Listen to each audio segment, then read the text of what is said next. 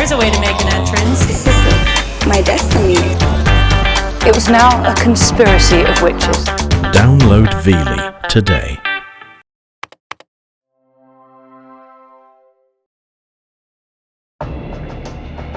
A bank is robbed. There are no witnesses. Its president is missing without a trace. When a body surfaced, the criminal investigation grew deadly serious.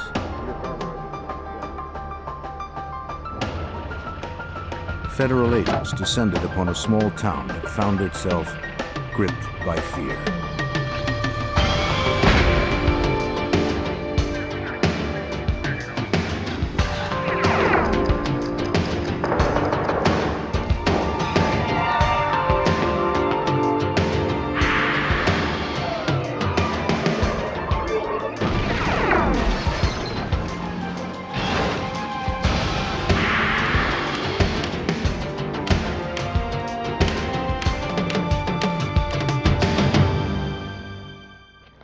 When the small community of Noel, Missouri discovered their bank was robbed, they were shocked. When the bank president turned up missing, they were outraged. But things aren't always as they first appear. And when clues began to surface, the facts were more terrible than anyone could have guessed. I'm Jim Kallstrom, former head of the FBI's New York office. For federal agents, the Noel bank robbery became an intricate case in modern forensics and dogged determination.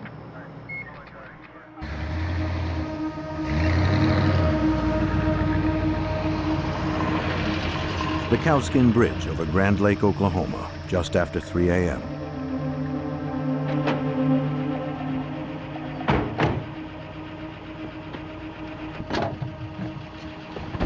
The lake is popular for fishing and boating. But on this night, it would be the scene of something far more sinister.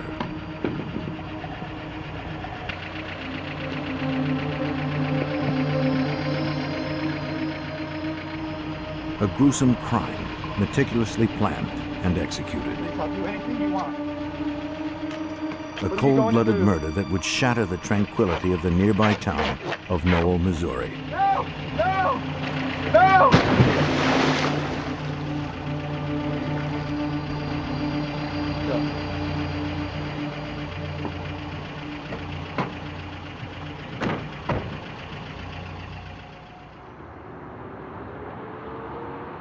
Tucked away in the southwest corner of Missouri and home to about 1,200 residents, Noel is a community proud of its small-town charms and low crime rate.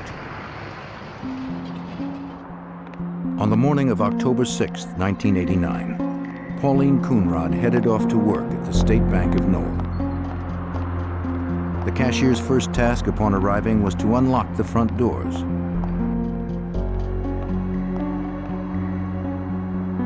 But Coonrod found the doors already open. She thought perhaps the bank president, Dan Short, had arrived early. But as she walked through the building, she saw no one.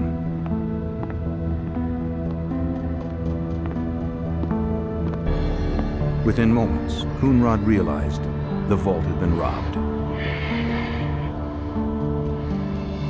Noel police and the McDonald County, Missouri sheriff responded to Coonrod's 911 call. The FBI was also called in since the bank was insured by the FDIC, the Federal Deposit Insurance Corporation. An agent was sent to investigate from the nearby Joplin, Missouri office. The entire scene was meticulously photographed and dusted for prints. The agent noticed that the security camera had been spray painted and shot out. Spent casings found below the camera indicated that the robbers used a .45 caliber handgun. Investigators discovered that the thieves had made off with over $71,000, including 320 pounds of quarters, dimes, and nickels. We also keep some money here. Strangely, more than $100,000 in bills was left behind in an unlocked drawer. Bank President Dan Short was one of 4 bank employees with access to the vault and its time lock. You can see that they Yet he was the only one of the four who hadn't arrived that morning. Questioning him became essential to the investigation. Bank Vice President Mark Allman told investigators that Short intended to work late the night before. The time lock on the vault hadn't been set the night that the robbery occurred. Dan had came in was in the habit of working later in the evenings, different times during the week, but that particular night he'd put it on standby so that he could come back at a later time and open the vault manually. Agents wondered if Dan Short had in fact returned to the bank that evening. The sheriff drove to Short's house in Arkansas, near the Missouri border. But no one was home, and his red pickup truck was gone. Short's absence alarmed investigators. They couldn't help but wonder what role the banker played in the robbery. Within hours, word of the crime spread throughout the scandalized community. Noel's a small town. Main industries, poultry processing plants, some small shops, local merchants, quiet town, tourism in the summertime with the rivers, that sort of thing. But basically just your average small town. Crimes like this did not happen here. Reports of the heist and the missing bank president filled Noel news broadcasts. Investigators received many calls from the community offering help. One call from an employee at Sibley Manufacturing just outside of town gave investigators their first break. Hey, listen, come in this morning. I see this truck. He reported a red pickup truck abandoned in the factory parking lot. The truck was registered to Dan Short. Investigators found coin wrappers strewn across the truck bed. The truck was dusted for fingerprints, but only Short's were identified. That's a whole roll of dimes, man. The discovery of the truck gave case agent and 19-year FBI veteran Liddell Farley a couple of scenarios to pursue. At the end of the first day, we weren't sure if we were dealing with an abducted banker or whether the banker, Mr. Short, had absconded with the money. Stops were being placed with his credit card. Airports were being canvassed. Rental car agencies were being checked to see if he perhaps had leased a car. But primarily we're looking for his body, either alive or dead, in the immediate area of Noel. With Short still missing, investigators secured a search warrant for the bank president's house, hoping to find something that would lead to his whereabouts. State police, anybody home?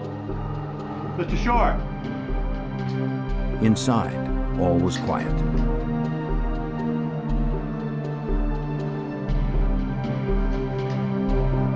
Trooper, look here a minute. In the kitchen, they discovered an overturned trash can, suggesting perhaps a struggle.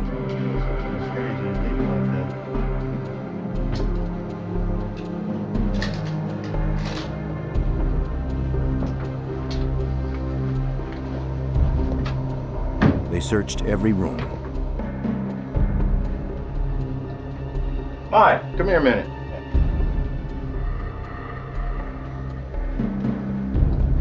By the bed, they found Short's glasses on the nightstand. He never went anywhere without them. Let's get some light on in here, sir. I think that's just It appeared that the banker had left in a hurry. I'd say he cleared.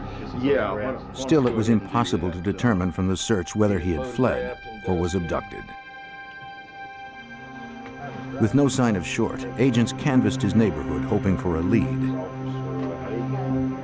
One neighbor, Carol Dryden, recalled seeing several vehicles pulling into Short's driveway the night of the robbery. Assistant U.S. Attorney Mike Jones was involved early in the investigation. According to Jones, Dryden's statement was critical. Around 2 o'clock in the morning, which really gave us the first time frame, she saw lights going into Dan Short's property, headlights, and then about 15 or 20 minutes later going out of Dan Short's driveway. But the neighbor's statement didn't put the FBI any closer to finding Short. McDonald County Sheriff Don Schlesman was a lead investigator in the case and coordinated the massive search for the banker in the areas surrounding Noel. We set up a command post on the west side of Noel. The groups were split up, giving roads to walk down. Highway Patrol had their helicopter down. We had airplanes. Just mainly did a search from the air and ground. Beginning from the location where Short's truck was found, search teams proceeded outwards in concentric circles, hoping to find a trace of Short in the immediate vicinity. 5 days after the crime, there was still no trace of the bank president. As the hunt expanded, Farley and 22 agents from the Kansas City office formed a task force with local law enforcement. To house the large number of personnel, the FBI set up headquarters at the local armory. While they unpacked, leads came pouring in from concerned residents. One tip came from local truck driver Buddy Mills. Having heard about the heist, Mills told an agent about what he saw on a road in Noel the morning of the robbery. 3 a.m. in the morning.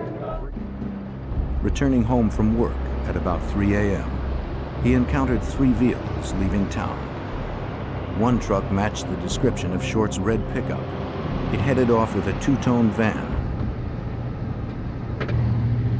The other dark-colored truck followed Mills for a while until it turned down a road toward neighboring Arkansas. This information jibed with Carol Dryden's recollection of the traffic outside of Short's house at 2 a.m. Mills' account reinforced the time frame for the crime. Farley met with the bank president's ex-wife, Joyce, who had been married to Short for 25 years. Although they had recently separated, Joyce stressed he was a loving father to their 2 children. Having worked closely with him at the bank for several years, she never witnessed any impropriety. Yet Short was the FBI's only suspect right now, and after several days of searching, he was still missing. On October 11th, a couple fishing in Grand Lake, just over the state line in Oklahoma, hunted for a good spot to drop a line. They motored to a favorite shady spot. Hoping to hook some bass, they sighted what looked like a clump of seaweed floating on the water. Moving closer, they made a gruesome discovery.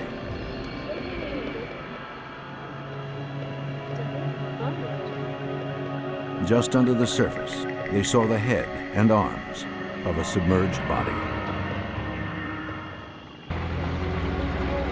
5 days after the robbery of the State Bank of Noel, Missouri, a dead body surfaced. 2 employees of the marina towed it to a dock. The body was badly decomposed, but the coroner determined that the man had been dead for 5 days. Immediately after death, bacteria begin to break down the soft tissues of the organs, releasing gaseous compounds. After a few days, the gas fills the corpse and can lift the submerged body to the surface. Sheriff Don Schlesman recalled the bloated remains lifted additional weight from the bottom of the lake. He had the chain tied to him in a concrete block and part of a chair. And it was a pretty gruesome sight, really. A corpse will float until the skin tears, releasing the gases. Then the body will sink back to the bottom. If the boaters hadn't seen the body that day, it may have never been found.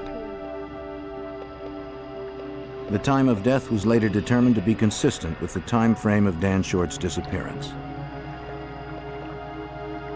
The sheriff found a wallet in the victim's back pocket. Inside was a driver's license confirming the identity as Dan Short. The sheriff contacted the FBI. The search for 51-year-old Dan Short was over, and a homicide investigation had begun.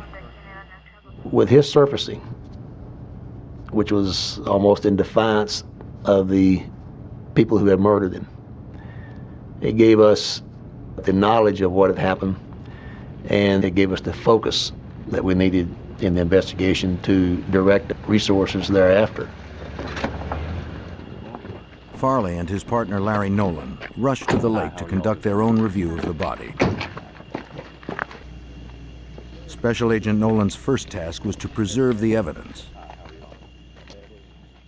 Collectively, the decision was made to release Mr. Short from the chair, at which time I released him and preserved the concrete block and the chain hoist, the chair, and also the duct tape. Okay, guys, that's undone.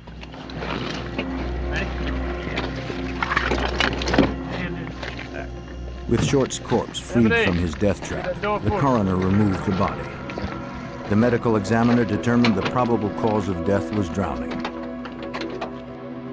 The chair with the block, chain hoist, and duct tape were examined and photographed by investigators before being sent to the FBI lab in Washington, D.C. The task force set up a hotline and published pictures of the chair to alert the public, hoping someone would come forward with information. It was clear from examining the chair and the apparatus, so to speak, that was attached to it, and the location of Mr. Short's body, that he had died a horrible death. All indications are that he was conscious when he was dropped from the bridge, some 30 feet to the water. The hotline was inundated with calls, helping build a file of more than 80 suspects. According to Sheriff Don Schlesman, one promising tip came from an anonymous caller who urged investigators to question two brothers, Joe and Shannon Agofsky. The Joplin Police Department dispatch received an anonymous call from someone that said the Agofskys had a lot of change in their possession, and a lot of change was what was taken from the bank. The FBI tracked down 23-year-old Joe Agofsky at a junkyard just south of Noel. The manager pointed agents to where Joe worked on his car. Yeah, sure. He's working right out there in that yard right there. Oh, that's him right there in the black vest? Yeah. Okay, thank you. How you doing? You Joe Agofsky? Yes, sir. Joe said that on the night of the robbery, he had been at his girlfriend's house, more than 40 miles from Noel. Is she available, and does she live locally here? Yes, sir. Okay, very good. We're also interested in 45 handguns. Do you have those? He was cooperative and told them he had two .45 caliber handguns, Could we see it? the same caliber as the weapon used to shoot out the security camera. They inquired if they could test fire the guns.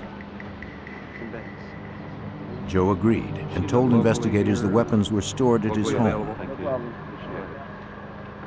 His 18-year-old brother Shannon would be there to meet them.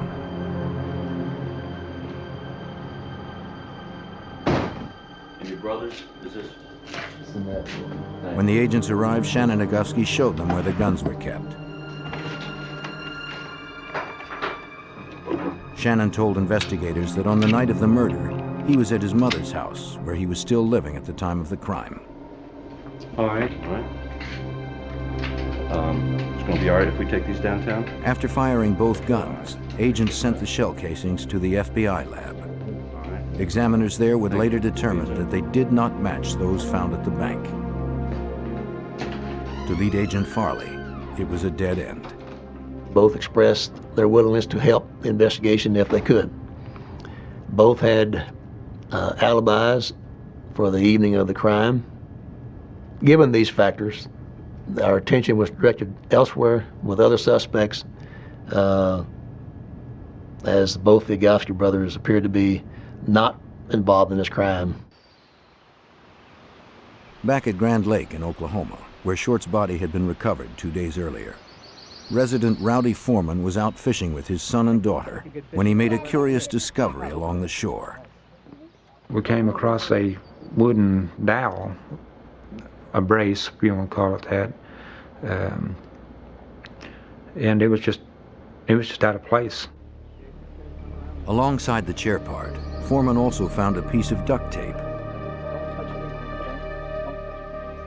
Having seen pictures in the newspaper, he believed it may have been from the chair found with Short's body. He sent his son to fetch plastic bags from his house in order to preserve his find. Sheriff Don Schlesman and a partner drove to Oklahoma to question Foreman about the discovery. And they asked me, said, do you have a piece of evidence? I told them, I said, I don't know if it's evidence. I said, I found a piece of duct tape. And his first comment was, oh my God, isn't that pretty? And they were looking at the fingerprint. Just clear as day, there was a print there. The fingerprint appeared to be made from car grease, impervious to the lake water. But investigators still had to prove the tape was used in the crime. Although the tape contained fingerprints, that piece of evidence was not relevant unless it could be proven to be part of the chair or the apparatus in which Mr. Short was drowned.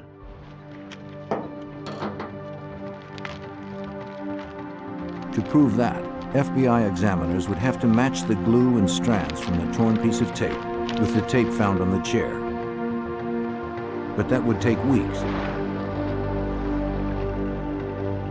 Until then, the FBI and local investigators still had no prime suspects for the crime. A week after the robbery of the State Bank of Noel, Missouri, and the brutal murder of its president, Dan Short, the FBI had recovered Short's body, the murder device, and a possible fingerprint from a nearby lake. Investigators fielded calls from residents who were willing to help, but also afraid to do so. Due to the manner in which Mr. Short was killed, although the local citizens were very concerned and wanted to be helpful, some were reluctant to do so out of fear. Therefore, some of the witnesses did not come forth. They did so sometimes out of the insistence of a friend or an associate. Farley received one such call from a man who claimed his friend might have information about the chain hoist wrapped around the chair that drowned Dan Short. The friend's name was Wayne Boutain. Boutain owned the chain hoist, which had recently been stolen. Though he notified the police, the hoist was never recovered. He suspected the Agofskys of stealing it. Farley showed Boutain the photos of the hoist investigators had retrieved from the lake. Boutain identified it as his own. He recognized damage on the pulley.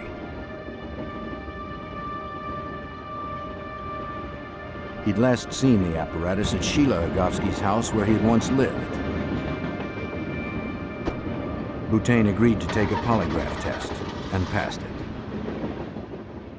Another important development in the case was the determination that the chain hoist, which was duct taped to the chair, was property of Wayne Boutain, who had left it at the residence of Sheila Agofsky a few days before the murder of Mr. Short. On the strength of Boutain's statement, Farley decided to question the Agofskys again. Driving up to their mother's house, he noticed an old van in the front yard. It closely matched the description of one of the vehicles Buddy Mills saw the night of the bank heist.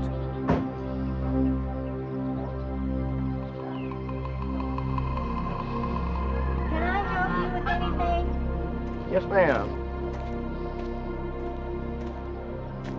Farley questioned Sheila about the missing chain hoist, but she claimed to have no memory of it. She also corroborated Shannon's alibi, saying he was at her house the night of the murder. I don't know anything about it. I have no idea. Okay.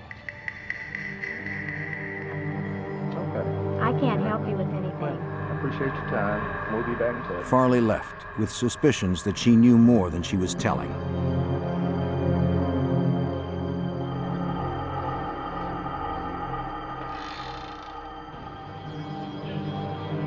He asked the brothers to give their fingerprints, hoping to match the one found on the duct tape. Joe Agofsky complied.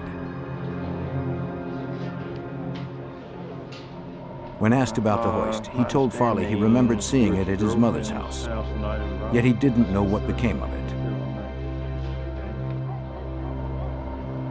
A few days later, Farley returned to Sheila Agofsky's. I'm Special Agent Farley. There he found Shannon with a friend by the name of Gant Sanders. Having secured Joe's fingerprints, Farley tried to convince Shannon to give his as well. Set of his fingerprints. It'd make things a lot easier. Possibly get you out of some trouble.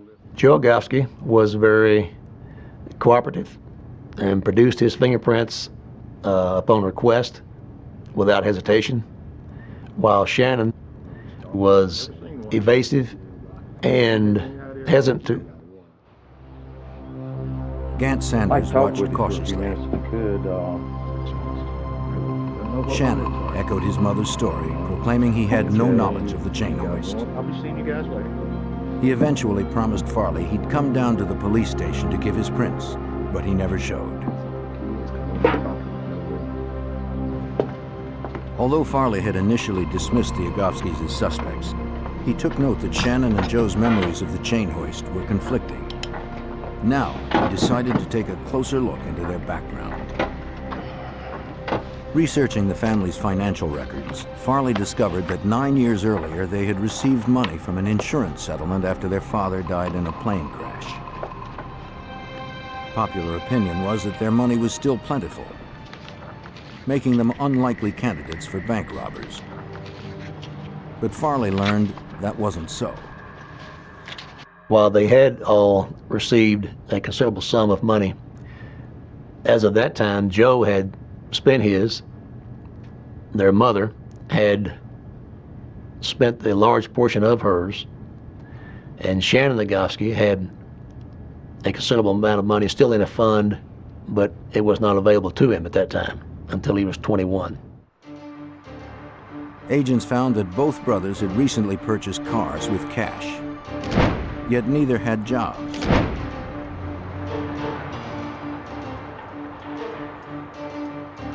Investigators also determined that 18-year-old Shannon had spent more than $5,000 since the heist.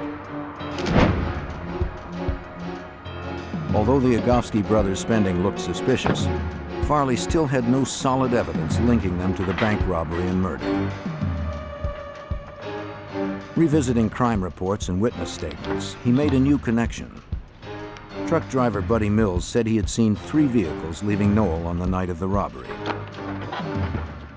That meant there was a possible third suspect out there. If 2 of the vehicles were driven by the Agofsky brothers, then perhaps the other was driven by one of their friends. Farley recalled the young man he met briefly on the Agofskys' porch the day he questioned Shannon, Gant Sanders. Sanders had recently become Shannon's roommate. Farley tracked him down at a junkyard. The closest associate that we could identify of both Shannon and Joe Agofsky was Gant Sanders.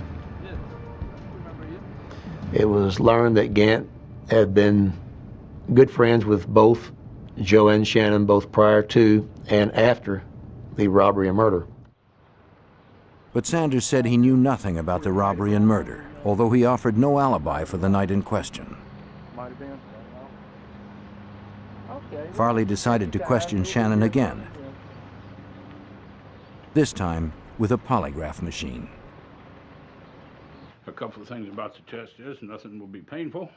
The test was administered in a motel room by a technician from the Missouri capital of Springfield. A polygraph is used by investigators as a tool to rule out possible suspects. The machine monitors the subject's reactions to stress in 3 ways. Tubes fastened around the chest monitor the slightest change in respiration. Low-voltage electrodes placed on the finger detect moisture on the skin. All right, relax your arms. And a cuff on the arm measures changes in blood pressure. The examination is based on the body's fight or flight principle. I'll need you to sit perfectly still. When the brain perceives a physical or psychological threat, the body responds by increasing blood pressure, heart rate, and respiration. Shannon Agofsky was asked about Dan Short, the robbery, and the murder. Did you take a chain hoist from Wayne Butane's? No. Did you kill Dan Short? No. Based on his physiological responses, the examiner determined that the younger Agofsky brother was deceptive about his knowledge of the crime. It was clear to Farley that Shannon was somehow involved. You do. But he'd need more convincing evidence to bring charges. Figure out what's best for yourself. In December 1989, the Agofskys were subpoenaed to appear before a grand jury to answer questions under oath. Each family member gave testimony separately. Shannon, Joe, and Sheila each disavowed any knowledge of the bank robbery and the murder of Dan Short. After questioning, Shannon was once again asked to supply his fingerprints voluntarily. Can you tell me where these are? Again, he agreed and set an appointment. In Washington, D.C., FBI analysts continued to examine the items sent to them by the agents in Noel, trying to match the chair part and tape retrieved by Foreman to the chair and tape that had been bound to Dan Short. An examiner confirmed that the wood found by Rowdy Foreman was part of the same chair that Dan Short was taped to. The piece of tape with the fingerprint on it was the most promising piece of evidence. But did it match the tape used on the chair and body? It did. Examiners were conclusively able to link these portions of tape by matching the torn ends, the fibers, and the glue.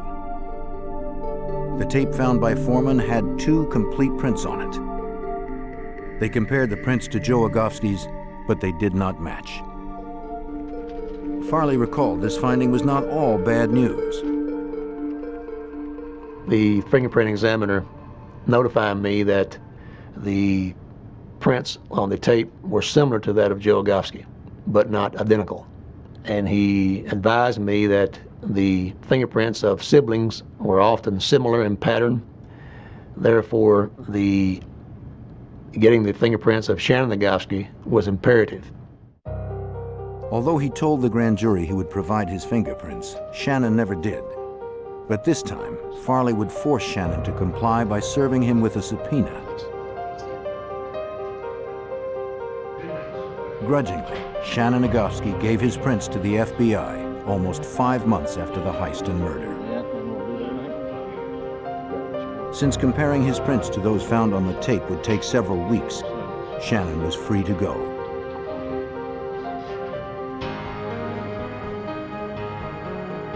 But Agent Farley did not remain idle.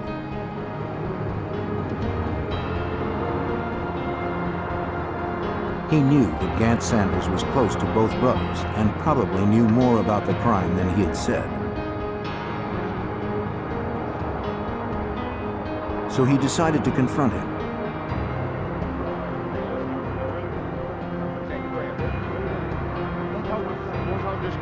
He told Sanders that if he was innocent and had knowledge of the crime, he should cooperate with the investigation. But if Sanders was knowingly protecting the Agofskys and they were convicted of the robbery and murder, Sanders would be jailed for aiding and abetting. Worse, without a solid alibi, he was still under suspicion of the crime. But Sanders revealed nothing. He remained faithful to the brothers. Farley thought that perhaps Sanders was hiding his guilt with his silence.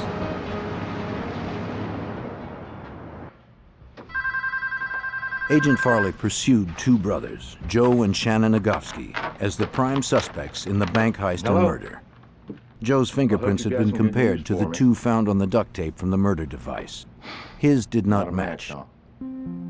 As investigators waited for results on a comparison with Shannon's, additional partial prints were discovered on the tape.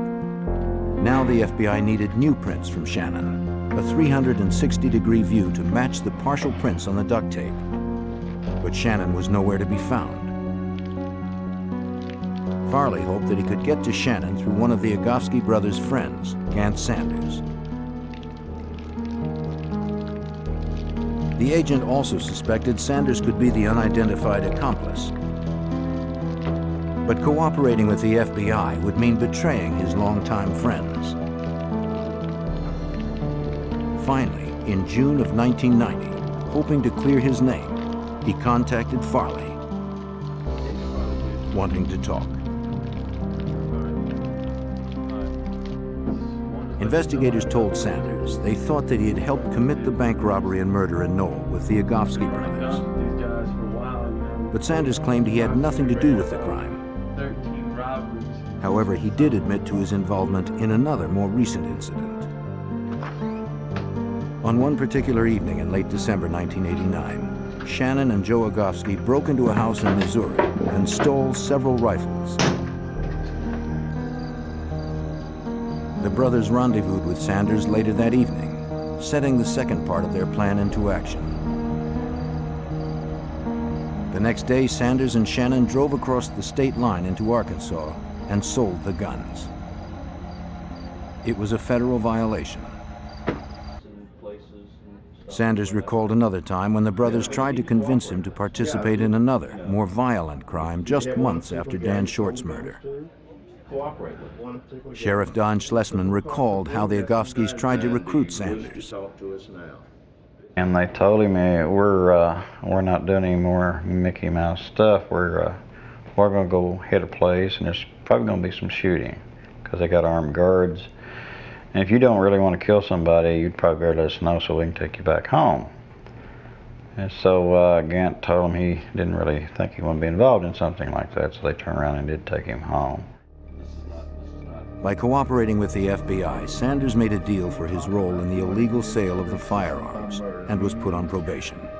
He was also finally dismissed as a third suspect in the bank robbery, passing a lie detector test 3 times. With the help of Sanders' statement, Farley issued a federal warrant for Shannon Agofsky. He was indicted for transporting and selling firearms across state lines. Since Joe had not been involved in the sale, he was not charged. Authorities tracked down Shannon in a small town in Arkansas several months later. When apprehended, police searched his vehicle and found several bags of nickels in his trunk. Shannon was turned over to authorities in Missouri and booked in the Springfield Federal Courthouse. Look at me.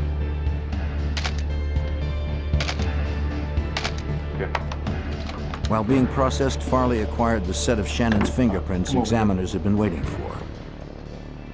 The FBI lab needed a front and back view of his prints, hoping to match 2 partial prints found on the duct tape used in the murder of Dan Short. But his older brother Joe was still free, and Farley had little evidence to tie him to the crimes. Investigators knew the brothers remained in contact while Shannon was behind bars. Since all prison conversations were recorded, agents got a glimpse into the Agofskys' family relationship. Shannon made a number of calls to his mother and Joe. According to Assistant U.S. Attorney Mike Jones, one call was particularly incriminating. Shannon was asking Joe if we would be able to make a case against him, and Joe indicated that we would not be able to put him at the scene. Farley knew the brothers were worried, but the call was not enough to arrest Joe. Then, just days later, he finally received the results from the lab. Those fingerprints turned out to be the fingerprints of Shannon Agofsky. The tape was determined to have come from the chair in which Mr. Short was bound to. Therefore, that piece of tape became a most important piece of evidence in this case. Mike Jones now had a strong case against Shannon. We knew we were going to prosecute Shannon once we got those first 2 fingerprints, and then the main focus was on Joe, trying to get a case built against Joe. How's it going? Finding evidence against Joe was a thorny task. Nothing directly linked him to the crime. I got some. Once again, Farley combed through financial records to see how much Joe had spent. Good, yeah. We attempted to determine all his cash transactions and did determine that he had spent some $19,000 in cash during the 16 months following the robbery. During that time, he was unemployed and had no logical explanation for having that much cash. Scrutinizing Joe's phone records, Farley made another important find. Joe had made several long-distance calls to his girlfriend at her home during the very days leading up to and after the robbery. Yeah. The calls destroyed his alibi. Joe had stated that he was staying with her the entire time. Not too smart. They called Sanders in for additional questioning, hoping he could shed more light on Joe's involvement. Sanders told the agents about a conversation he had with both Agofsky brothers. That incident took place in Sammy Skaggs' junkyard. The three of them were working on one of the cars, and Sammy Skaggs announced that the banker from Joplin was here to pick up his car. And that apparently generated a comment from, I believe it was Joe, that what the three of them ought to do was to follow a banker, follow him home, grab him, kidnap him, and force him to take him to the bank and open the vault. At the time, Sanders agreed that it might be an easy way to get rich. The plan sounded eerily like what could have happened to Dan Short. It was now clear to the FBI that the brothers had the knowledge, motive, and opportunity to pull off the homicide and heist. Based on accumulating evidence, Joe Agofsky was arrested more than 2 years after the horrifying crime. Both brothers were indicted on 3 federal counts relating to the bank robbery and murder. But would the evidence be strong enough to convict the 2 brothers? The investigators were betting on it. Almost 3 years after a bank heist and brutal murder, FBI agent Liddell Farley handed prosecutors all the evidence the task force had amassed.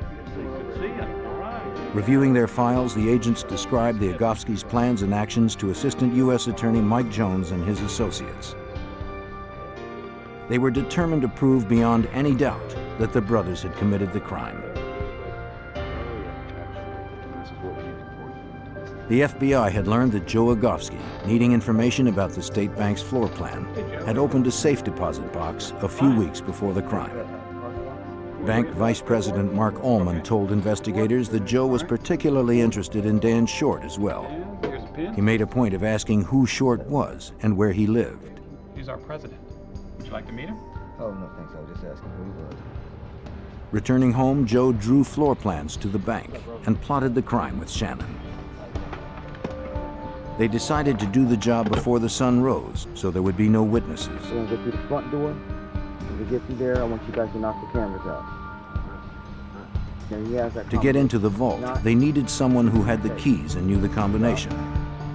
Make sure you get them keys. For that, they would abduct Dan Short, the bank president, and force him to open the vault. Afterwards, they needed to make sure he'd never talk. Short, don't give that combination up. They thought it would be easy money. Life would be good with their new fortunes. Let's get these guns clean. In the early hours of October 6th, Joe and Shannon Agofsky put their plan into motion. Acting as a lookout for them was an unidentified accomplice who drove the blue Chevy pickup. It was the same vehicle neighbor Carol Dryden recalled seeing around Short's house a week before the kidnapping. The brothers loaded their mother's brown and tan van with the equipment they would need to commit the crime. At around 2 a.m., they arrived at Dan Short's house, a brief trip across the Arkansas border.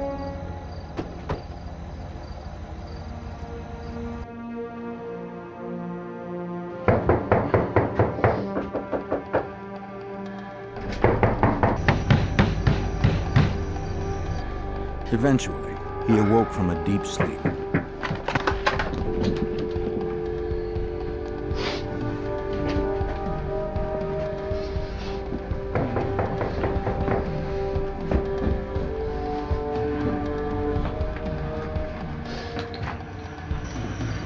the intruders would be the last people he ever saw. Get out of here. Short tried to flee, but he had no chance against the brothers and their accomplice. They threatened to kill him unless he turned over his keys to the bank. Silencing him, the intruders dragged Short outside. The terror continued as Short was stuffed into the front seat of the van.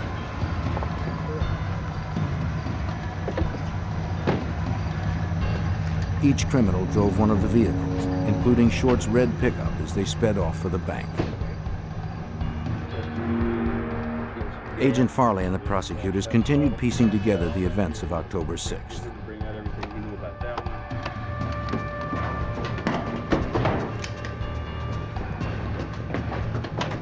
The Agofskys and their accomplice pulled up to the bank, only a brief drive from Short's house. With their captive in tow, the robbers quickly opened the bank's front door and ran in. No alarm sounded because Short had neglected to set them, and no one would ever be able to see what was about to happen.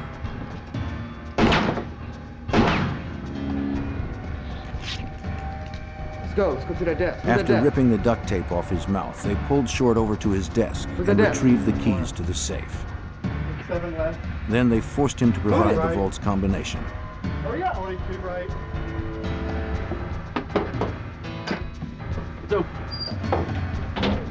Once inside, they grabbed all that was in reach Get him out, get out. Move and now. dashed away. Go, I'll blow your head off. Move it. They dumped the loot in the truck. Afraid for his life, Short complied with their every demand. But the assailants pistol whipped him and knocked him out. On the way out of Noel, Buddy Mills crossed paths with the brothers. After he passed the intersection, the three vehicles sped off, the first two heading toward Grand Lake.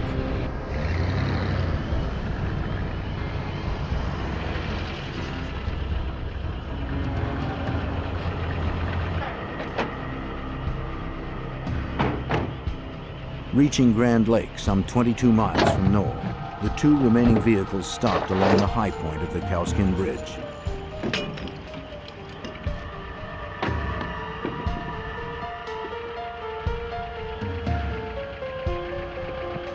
Here, Shannon and the unknown accomplice prepared to kill Short by drowning him. In his haste, Shannon took off his gloves to secure a portion of the tape. Shut up! And unknowingly left greasy fingerprints behind. Stop! What are you doing? Shut up! Stop! Don't do this. Then the two attached the stolen chain hoist. I'll do anything. Anything you want. When they finished, they lifted Short above the lake. Oh, no! No! And plunged him into the black water below. At the first trial in September 1992, the evidence was strong enough to persuade a jury to convict Shannon and Joe Agofsky of 3 federal crimes relating to the robbery, abduction, and use of firearms during the illegal acts. In the state trial, only Shannon was found guilty of murder. Though the unidentified accomplice was never found, it was determined that the Agofsky brothers were the masterminds and principal perpetrators of the crime. No charges were brought against their mother, Sheila. Without doubt, this was the most difficult investigation I've been involved in as an FBI agent. Some 29 years of investigating various crimes. This was an unusually heinous crime. Today, Joe and Shannon Agofsky are serving life sentences with no chance of parole. For his cooperation, Gant Sanders served the remainder of his firearms charge on probation. Noel has returned to normal, a violent chapter in its history now closed. Yet because of the crimes of these blood brothers, it will never be the same quiet, innocent place it once was.